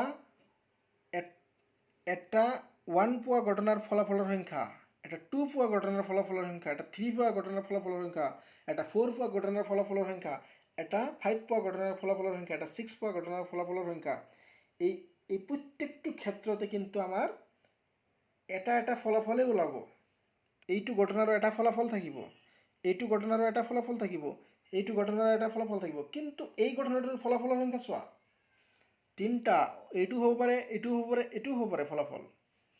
গতিকে এটা যুগ্ম সংখ্যা পোৱা ঘটনাৰ ফলাফলৰ সংখ্যা কিন্তু 3টা। কেনেকৈ 3টা হ'ল? কাৰণ এটা যুগ্ম সংখ্যা আমাৰ 2, 4, 6, ইয়াৰ পৰা যিকোনো এটা ওলাব পাৰে। যেনেকৈ আমাৰ গুটিটো চোৱা, গুটিটো যেতিয়া মাৰিম, মাৰাৰ আগতে আমি ভাবি আছোঁ কি কি ওলাব পাৰে। আমাৰ টোটেল 6টা ওলাব পাৰে নে নাই? এতিয়া আমি এটা ঘটনা লৈছোঁ, এতিয়া আমি লুডু গুটিটো বাদ দিয়া, এতিয়া আমি এটা ঘটনা লওঁ। আমি আগতে ফলাফল কেইটা লৈছোঁ, টোটেল 6টা ফলাফল, এইকেইটা ওলাই লৈছোঁ। ক্লিয়াৰ? এতিয়া ভাবি লোৱা যে আমি কৈ আছোঁ যে এটা যুগ্ম সংখ্যা পোৱা ঘটনা, এই যুগ্ম সংখ্যা পোৱা যিটো ঘটনা বুলি কৈ আছোঁ, এইটো এটা এতিয়া বেলেগ ধৰণৰ ঘটনা পালোঁ নে নাই চোৱাচোন। এটা বেলেগ ধৰণৰ ঘটনা যে ইয়াতে আমাৰ ফলাফল কেইটা হ'ব পাৰে। গতিকে যুগ্ম সংখ্যা পোৱাৰ চান্স কেইটা আছে? এটা আছে, দুটা আছে, ছয় মানে তিনিটা আছে। গতিকে 6 উঠিলে আমি ক'ম যুগ্ম সংখ্যা, 4 উঠিলেও ক'ম আমি যুগ্ম সংখ্যা, 2 উঠিলেও ক'ম আমি যুগ্ম সংখ্যা। গতিকে এই তিনিটাৰ পৰা যিকোনো এটা ওলালে মানে যুগ্ম সংখ্যা আমি 2, 4, 6 এই তিনিটাৰ পৰা যিকোনো এটা ওলালে আমি কি বুলি ক'ম যে যুগ্ম সংখ্যা ওলাইছে, হয়নে নাই? গতিকে যুগ্ম সংখ্যাৰ পোৱাৰ ঘটনাৰ ফলাফলৰ সংখ্যা আমাৰ কিমান ওলাইছে? কিমান হয়? 3। ঠিক সেনেকৈ যদি এটা 5 পোৱা ঘটনাৰ ফলাফলৰ সংখ্যা, এটা 5 পোৱা ঘটনাৰ ফলাফলৰ সংখ্যা আমাৰ কিমান হ'ব? সেইটো এবাৰেই হ'ব, কাৰণ 5 পোৱা আমি এবাৰেই পাব পাৰোঁ এইটোত। আৰু বেলেগ 5 আছে নেকি চোৱাচোন একবাৰ। ঠিক সেনেকৈ যদি কোৱা হয় আমাৰ 8 পোৱা ঘটনাৰ ফলাফলৰ সংখ্যা, এটা 8 পোৱা ঘটনাৰ ফলাফলৰ সংখ্যা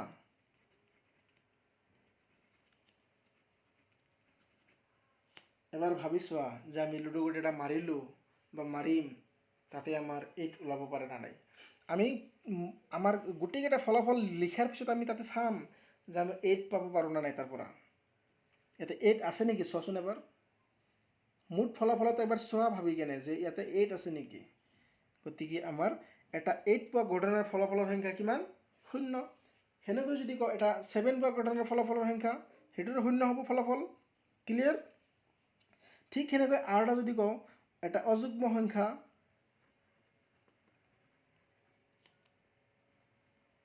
এটা অযুগ্ম সংখ্যা পোৱা ঘটনাৰ ফলাফলৰ সংখ্যা কিমান হ'ব? এটা অযুগ্ম সংখ্যা পোৱা ঘটনাৰ ফলাফলৰ সংখ্যা কিমান হ'ব? ইয়াতে চোৱা, আমি যুগ্ম পাইছিলোঁ, আমি অযুগ্ম কাক কৈ আছোঁ? 1ক অযুগ্ম কম, 3ক অযুগ্ম কম, 5ক অযুগ্ম কম, হয়নে নাই? গতিকে আমাৰ অযুগ্ম এই তিনিটাৰ পৰা যিকোনো এটা ওলালে আমি অযুগ্ম বুলি ক'ম। গতিকে অযুগ্ম সংখ্যা পোৱা ঘটনাৰ ফলাফলৰ সংখ্যা কিমান হ'ব? এইটো ওলালে আমি অযুগ্ম বুলি ক'ম, এইটো ওলালেও অযুগ্ম বুলি ক'ম, এইটো ওলালেও আমি অযুগ্ম বুলি ক'ম। গতিকে আমাৰ অযুগ্ম ফলাফলৰ সংখ্যা টোটেল কিমান আছে? 3। ক্লিয়াৰ? এতিয়া আৰু এটা বস্তু জানি লোৱা। আমাক যদি কয় যে এটা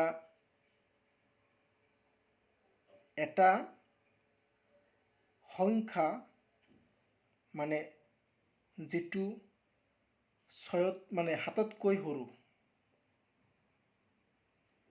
এটা 7তকৈ সৰু সংখ্যা পোৱাৰ ঘটনাৰ ফলাফলৰ সংখ্যা উলিয়াব লাগে আমাক।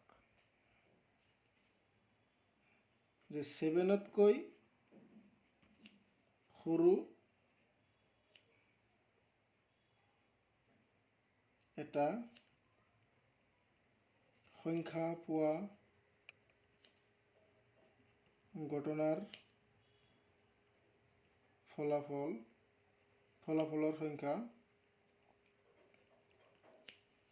7তকৈ সৰু এটা সংখ্যা পোৱা ঘটনাৰ ফলাফলৰ সংখ্যা। 7তকৈ আমি কি কি পাব পাৰোঁ? 7তকৈ সৰু কি কি পাব পাৰোঁ? 1 7তকৈ সৰু, 2 7তকৈ সৰু, 3 7তকৈ সৰু, 4 7তকৈ সৰু, 5 7তকৈ সৰু, 6 7তকৈ সৰু। গতিকে আমি এইকেইটা পাব পাৰোঁ নে নাই চোৱাচোন ইয়াৰ পৰা। আমি সদায় ইয়াৰ পৰাই চাব লাগিব, বেলেগৰ পৰা চাব নোৱাৰোঁ। আমি মুঠ কি কি ফলাফল আছে তাৰ পৰাই চাব লাগিব। আমাৰ যিকেইটা ওলাব দিব যে ফলাফলৰ সংখ্যা ওলাব লাগে, যদি ঘটনা এটাৰ ফলাফলৰ সংখ্যা আমি কেনেকৈ ওলাম, সেইটো আমি কেনেকৈ ওলাব লাগিব, সেইটো আমি মুঠ ফলাফলৰ পৰাই চাব লাগিব সদায়। আমাৰ মুঠ ফলাফল আছে এইকেইটা, টোটেল 6টা ফলাফল আছে। আৰু কৈছে যে সেই 7তকৈ সৰু এটা সংখ্যা পোৱা ঘটনাৰ ফলাফল ওলাব লাগে। গতিকে কিমান হ'ব? আমাৰ 6টা হ'ব। 7তকৈ সৰু ঘটনা এটাৰ ফলাফলৰ সংখ্যা আমাৰ কিমান হ'ব?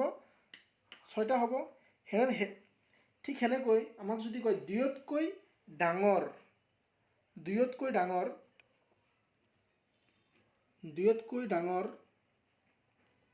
সংখ্যা পোৱা ঘটনাৰ ফলাফলৰ সংখ্যা দুইতকৈ ডাঙৰ কি ওলাব পাৰে চোৱাচোন। দুইতকৈ ডাঙৰ 3, 4, 5, 6। গতিকে দুইতকৈ ডাঙৰ এইটো। গতিকে দুইতকৈ ডাঙৰ ফলাফলৰ সংখ্যা আমাৰ কিমান হ'ব? 4টা হ'ব। 1, 2, 3, 4টা। ক্লিয়াৰ? চোৱাচোন বুজি পাইছেনে নাই ফলাফল আৰু ঘটনা? গতিকে ঘটনা মই কিমানটা ঘটনা লিখিব পাৰোঁ এনেকৈ? এটা 0 পোৱা ঘটনা, এটা 1 পোৱা ঘটনা, এটা 2 পোৱা ঘটনা, এটা 8 পোৱা ঘটনা, এটা 100 পোৱা ঘটনা, এটা 90 পোৱা ঘটনা, এটা অযুগ্ম সংখ্যা পোৱা ঘটনা, এটা যুগ্ম সংখ্যা পোৱা ঘটনা, 3তকৈ সৰু সংখ্যা পোৱা ঘটনা, 2তকৈ সৰু সংখ্যা পোৱা ঘটনা, 3তকৈ ডাঙৰ সংখ্যা পোৱা ঘটনা, 3 আৰু 6ৰ মাজৰ এটা সংখ্যা পোৱা ঘটনা, 3 আৰু 6ৰ মাজৰ এটা সংখ্যা পোৱা ঘটনা। গতিকে এনেকুৱা ধৰণৰ আমি ঘটনা বহু পাব পাৰোঁ। কিন্তু আমাৰ এই যিটো পৰীক্ষা, এই যিটো লুডুগুটি মাৰা যিটো কাৰ্য, যাক আমি পৰীক্ষা বুলি কৈছোঁ, সেই পৰীক্ষাৰ ফলাফল কিন্তু আমাৰ টোটেল 6টাই। এইটো কিন্তু চেঞ্জ নহয় কেতিয়াও। কিন্তু আমাৰ ঘটনা যিকোনো হ'ব পাৰে। ঘটনা কি হ'ব পাৰে? যিকোনো হ'ব পাৰে। ফলাফল একো-একোটা সংখ্যা নহ'লে একো-একোটা শব্দ। ফলাফল একো-একোটা সংখ্যা নহ'লে একো-একোটা শব্দ। কিন্তু ঘটনা যিকোনো হ'ব পাৰে। ক্লিয়াৰ? চোৱাচোন ভাবি কেনে আৰু কিবা ডাউট আছে নেকি? গতিকে আমি এনেকৈ ঘটনা, ফলাফল আৰু পৰীক্ষা বস্তুটো বুজি ল'ব পাৰোঁ। ক্লিয়াৰ? ইয়াৰ পিছত আমি যেতিয়া এক্সাৰচাইজৰ প্ৰব্লেমবোৰ কৰিম, নাইবা উদাহৰণ কৰিম, প্ৰশ্নবোৰ আমি সমাধান কৰিম, তেতিয়া আমি ঘটনা আৰু ফলাফল ভালদৰে বুজি পাম। ঠিক আছে? এতিয়া চোৱা, আমি সদায় এটা ঘটনা এটাক আমি কি কৰোঁ? E, F, G, H, I, A, B এনেকুৱা ধৰণৰ কেপিটেল লেটাৰ দ্বাৰা আমি কি কৰিব পাৰোঁ? ঘটনা এটাক বুজাব পাৰোঁ। যেনেকৈ এটা যুগ্ম সংখ্যা পোৱা ঘটনা, এইখিনিক আমি এটা কি কৰিব পাৰোঁ? এটা নাম দি দিব পাৰোঁ, যে এইটো ই বুলি ধৰা হ'ল। এটা যুগ্ম সংখ্যা পোৱা ঘটনাক আমি ই বুলি ধৰিলোঁ। ঠিক আছে? সেনেকৈ 7তকৈ সৰু সংখ্যা পোৱা ঘটনা, এইটোক আমি এটা নাম দিব পাৰোঁ। ঠিক আছে? গতিকে আমি সদায় ঘটনা এটা কি কৰিব পাৰোঁ? আমি নাম দিব পাৰোঁ। ঠিক সেনেকৈ আমি যদি কওঁ যে এটা 5 পোৱা ঘটনা, 5 পোৱা ঘটনা, এটা 5 পোৱা ঘটনা, আমি সেইটোক এটা নাম দিব পাৰোঁ। ক্লিয়াৰ? গতিকে আমি যেতিয়া ঘটনা বুজি পাম আৰু ফলাফল বুজি পাম, তেতিয়া আমি প্ৰবিলিটিটো ভালদৰে বুজি পাম। ঠিক আছে?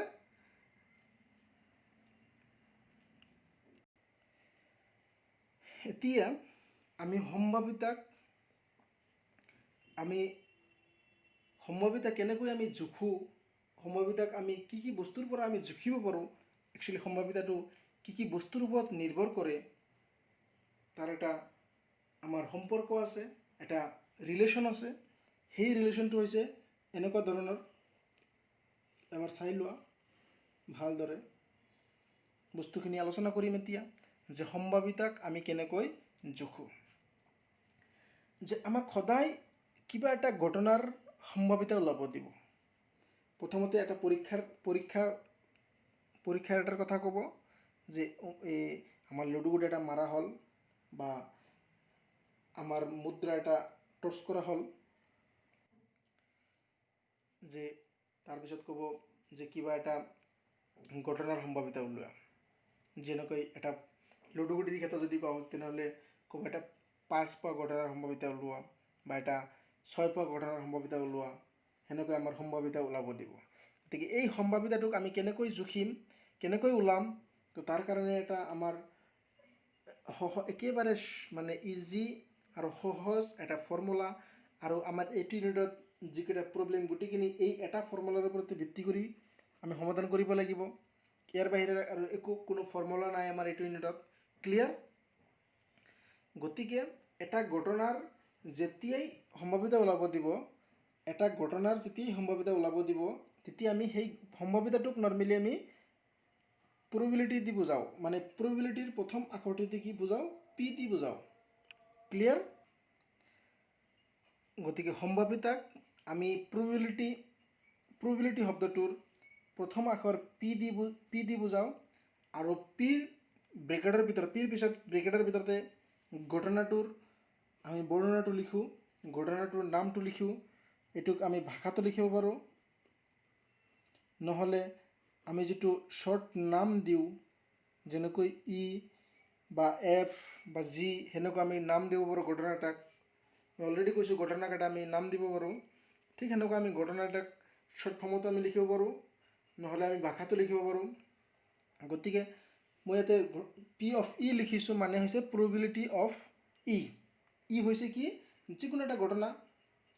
পি অফ ইৰ অৰ্থ হৈছে কি, probability অফ ই।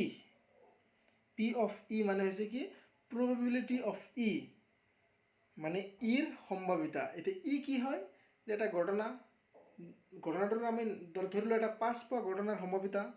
ক্লিয়াৰ? গতিকে আমি এনেকৈ পি অফ ই লিখি কিনে আমি বুজাব পাৰোঁ, নহ'লে আমি ডাইৰেক্ট ভাষাত লিখিব পাৰোঁ যে এটা 5 পোৱা ঘটনাৰ সম্ভাৱিতা। ঠিক আছে? এতিয়া এই যিটো আমি সেইটো কেনেকৈ ওলাম, যে ঘটনাৰ সপক্ষে ঘটনা ইৰ সপক্ষে গটা ফলাফলৰ সংখ্যা। আমি ঘটনা ইৰ ফলাফলৰ সংখ্যা এটা ঘটনাৰ ফলাফলৰ সংখ্যা আমি ওলাইছিলোঁ, অলপ আগতে শিকিছোঁ যে এটা ঘটনাৰ ফলাফল কেনেকৈ ওলাব লাগে। ঠিক সেনেকৈ আমি মুঠ ফলাফলৰ সংখ্যাও আমি জানো। প্ৰথমতে মুঠ ফলাফলৰ সংখ্যা ওলাম, তাৰপিছতে যিটো ঘটনাৰ আমাৰ মানে সম্ভাৱিতা ওলাব দিব বা probability ওলাব দিব, সেই ঘটনাৰ ফলাফল কি কি হ'ব পাৰে আমি সেইকেইটাও চাম, কিমানটা হ'ব। গতিকে মুঠ ফলাফল ওপৰত আমি ঘটনাৰ ফলাফলৰ সংখ্যা লিখিম। গতিকে ঘটনাৰ ফলাফলৰ সংখ্যাক যদি আমি মুঠ ফলাফলৰ সংখ্যাটো যদি হৰণ কৰোঁ, তেতিয়াহ'লে আমাৰ কি ওলাই যাব, probability ওলাই যাব। ক্লিয়াৰ? গতিকে এইটো হৈছে তত্ত্বগত সম্ভাৱিতা, বা আমি মানে ডাইৰেক্ট সম্ভাৱিতা বুলি ক'ম, যে তত্ত্বগত সম্ভাৱিতা বা ডাইৰেক্ট সম্ভাৱিতা বুলি ক'ম। এই সম্ভাৱিতা ইউনিটটোৰ আমি এই ফৰ্মুলাটোৰ ওপৰত ভিত্তি কৰি আমি যিমান প্ৰব্লেম আছে আমি সেইখিনি সমাধান কৰিম। ক্লিয়াৰ? প্ৰথমতে এটা প্ৰশ্ন লৈছোঁ, এই প্ৰশ্নটো আমি প্ৰথমতে আলোচনা কৰি লওঁ, তেতিয়া তোমালোকে এই সম্ভাৱিতা এই বস্তুটো কেনেকৈ ওলাব লাগে, সম্ভাৱিতা আমি কেনেকৈ ওলাওঁ, আমি সেইটো ভালদৰে বুজি পাম। ক্লিয়াৰ? গতিকে তোমালোকে ভালদৰে চাবা কেনেকৈ আমি এই প্ৰব্লেমটো সমাধান কৰিম। আমাৰ প্ৰশ্নটোত কৈছে যে এটা মোনাৰ ভিতৰত, চিত্ৰটোত এবাৰ চাই লোৱা, এইটো এটা মোনা হয়।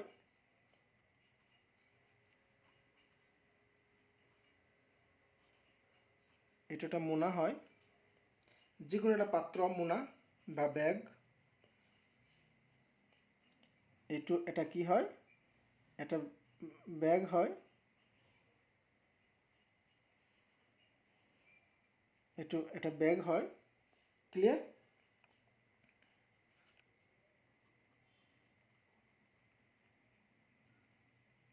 এইটো কি হয়, এটা বেগ হয়। এটা মোনাৰ ভিতৰত 3টা ৰঙা, নীলা আৰু সেউজীয়া বল আছে। তাৰমানে টোটেল 3টা বল আছে মোনাটোৰ ভিতৰত। এইখিনিত বুজি পাইছা? এটা মোনাৰ ভিতৰত কি আছে, আমাৰ কৈ দিয়া আছে যে 3টা বল আছে, তাৰ মানে 3টা বল আছে। এটা মোনাৰ ভিতৰত 3টা বল আছে, ৰঙা, নীলা, সেউজীয়া। মোনাৰ পৰা এটা বল যাদৃচ্ছিকভাৱে টনা হ'ল।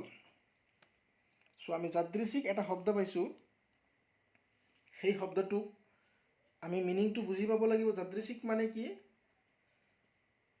যাদৃচ্ছিক মানে কি?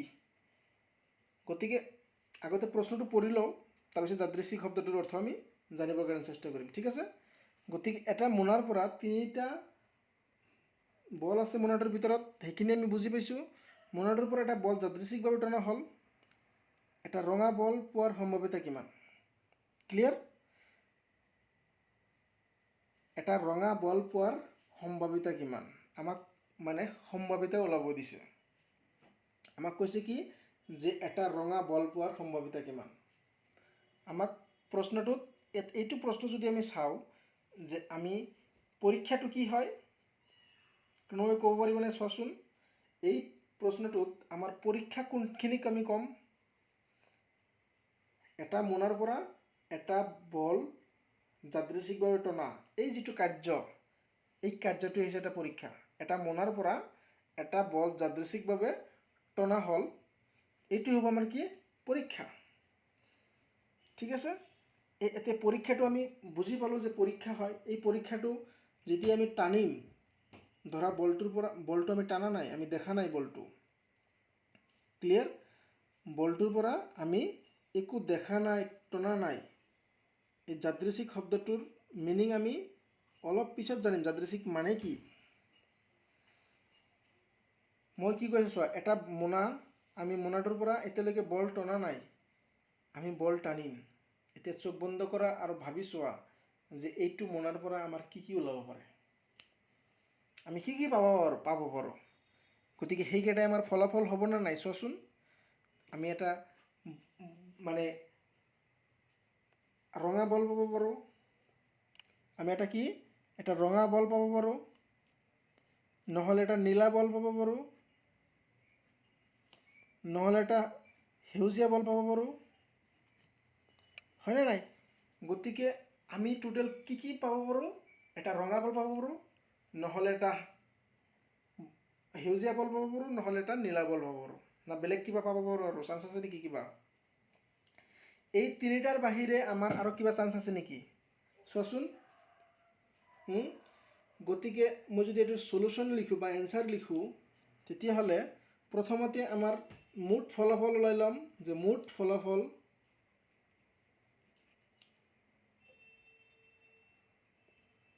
ফলাফলৰ সংখ্যা যেতিয়াই আমাৰ এই প্ৰবেবিলিটি ইউনিটটোত আমাৰ প্ৰবেবিলিটি ওলাব দিব, অৰ্থাৎ সম্ভাৱিতা ওলাব দিব, তেতিয়াই আগতে এই মুঠ ফলাফলৰ সংখ্যা ওলাই ল'বা। গতিকে আমি ইয়াৰ পৰা ক'ব পাৰোঁ যে আমাৰ কি কি ওলাব পাৰে? হয় নীলা ওলাব পাৰে, নহ'লে ৰঙা ওলাব পাৰে, নহ'লে সেউজীয়া ওলাব পাৰে। যেহেতু তিনিটা বলে আছে, মাত্ৰ তিনিটা বলেই আছে, আৰু যদি আমি এবাৰ টানো তেতিয়াহ'লে আমাৰ এই তিনিটাৰ যিকোনো এটা ওলাব পাৰে আৰু বেলেগ ওলাব নোৱাৰে। গতিকে আমাৰ চান্স আছে তিনিটা। গতিকে মুঠ ফলাফলৰ সংখ্যা আমাৰ কিমান হ'ব? তিনিয়ে হ'ব। আমি যিমানটা চান্স থাকিব ওলাবৰ কাৰণে সেইকেইটাই হ'ব আমাৰ ফলাফল। যে আমাৰ যিমানটা চান্স থাকি মানে এবাৰ যদি আমি টানো তো কি কি ওলাব পাৰে, কি কি অপশ্যন আছে ওলাবৰ কাৰণে, সেইকেইটাই হ'ব আমাৰ কি? মুঠ ফলাফলৰ সংখ্যা। ক্লিয়াৰ? আমি মুঠ ফলাফল পালোঁ। এতিয়া কৈছে কি এটা মোনাৰ পৰা এটা বল যাদৃচ্ছিকভাৱে টনা হ'ল। যাদৃচ্ছিক মানে হৈছে নেদেখাকৈ। যাদৃচ্ছিক মানে হৈছে কি? নেদেখাকৈ, কোনো বাধা নোহোৱাকৈ,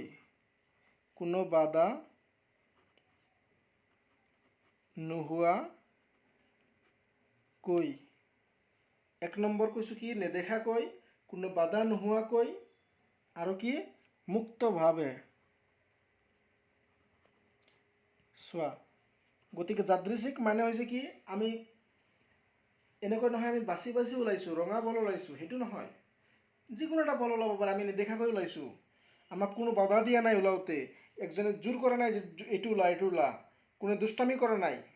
আমি মুক্তভাৱে নেদেখাকৈ, কোনো বাধা নোহোৱাকৈ এটা বল ওলাইছোঁ। যাদৃচ্ছিক শব্দটোৰ মিনিং হৈছে কি? এইটো ৰেণ্ডমলি। এইটো ইংলিছত কি বুলি কয়? ৰেণ্ডমলি। ঠিক আছে? গতিকে আমি যাদৃচ্ছিক শব্দটো বুজি পালোঁ। গতিকে যেতিয়াই আমি এটা বল নেদেখাকৈ ওলাম, তেতিয়া আমি তিনিটাৰ যিকোনো এটা ওলাব পাৰে। গতিকে আমাৰ মুঠ সম্ভাৱনা হৈছে কি? 3। এতিয়া এটা ৰঙা বল পোৱাৰ সম্ভাৱিতা কিমান? গতিকে আমাৰ ইয়াতে ঘটনা বহুত কিবা কিবি হ'ব পাৰে, কিন্তু আমাৰ এটা ঘটনাৰ কথা কৈছে, এটা ঘটনাৰ সম্ভাৱনা ওলাব দিছে। আমাৰ ঘটনাটো নীলা বল পোৱাৰ ঘটনা হ'ব পাৰে, সেউজীয়া বল পোৱাৰ ঘটনা হ'ব পাৰে, হয়নে নাই? গতিকে আমাৰ ঘটনা বহু কিবা কিবি হ'ব পাৰে, কিন্তু আমাক কৈছে কি এটা ঘটনা। গতিকে আমি প্ৰথমতে ঘটনাটোৰ এটা নাম দি ল'ম, যে ধৰা হ'ল ই হৈছে কি আমাৰ এটা ৰঙা বল পোৱাৰ ঘটনা। এনেকুৱা ধৰণৰ প্ৰশ্ন যেতিয়া তুমি পাবা, তেতিয়া প্ৰশ্নটোত এনচাৰ কেনেকৈ লিখিবা মই একজেক্টলি সেইখিনি দেখাই আছোঁ।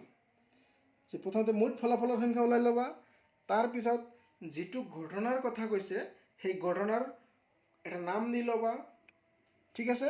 এতিয়া এটা ৰঙা বল পোৱাৰ ঘটনাৰ, আমি যদি কওঁ এটা ৰঙা বল পোৱাৰ ঘটনাৰ ফলাফলৰ সংখ্যা, এতিয়া ৰঙা বল পোৱা ঘটনাৰ ফলাফলৰ সংখ্যা কিমান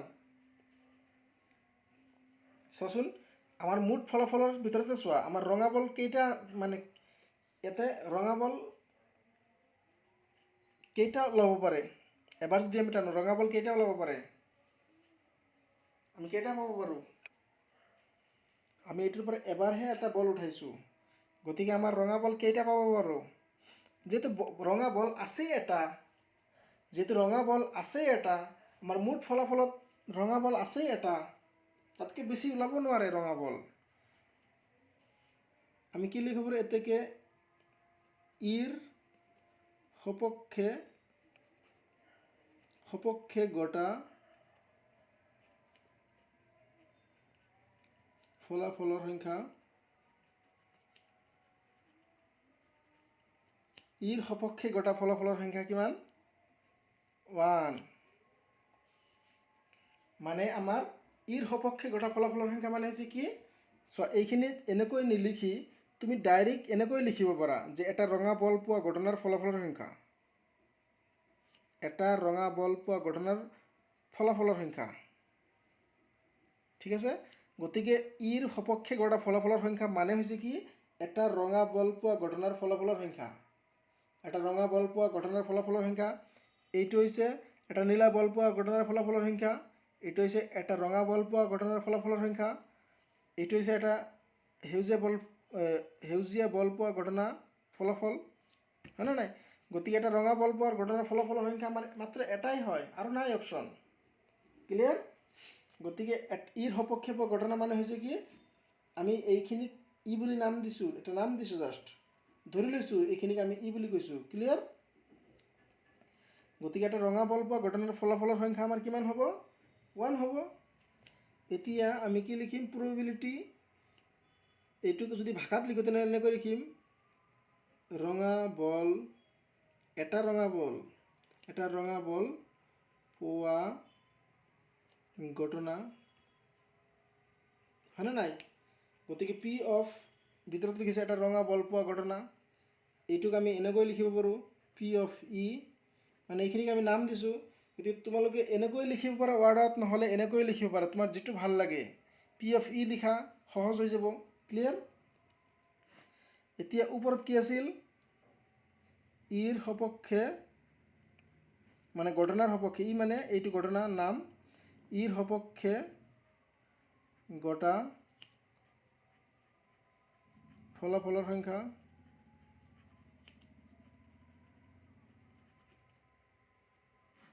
আৰু তলত কি আছিল, মুঠ ফলাফলৰ সংখ্যা।